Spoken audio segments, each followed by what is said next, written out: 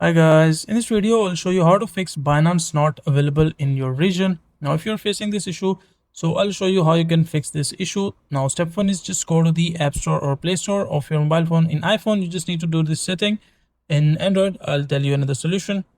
So for Android you can just go to Google and download the Binance for your region. Let's say you live in US, so you can just download Binance for US.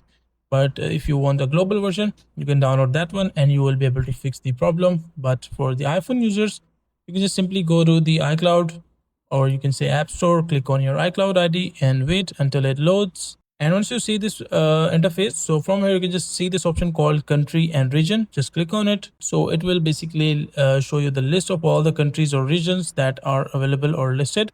Now from here you can just choose the region. Let's say I want to go with Germany. Just choose Germany and click on continue and let it just load. It might take a few seconds. Click on agree and it is loading. So once you click on continue, agree, and enter all the information, so after that your region of the App Store will be changed. You just need to restart your App Store once and go back again and search Binance, and you will be able to solve this problem of Binance not available in your region or you're not able to download it. So that is a simple and easy process of how you can fix this.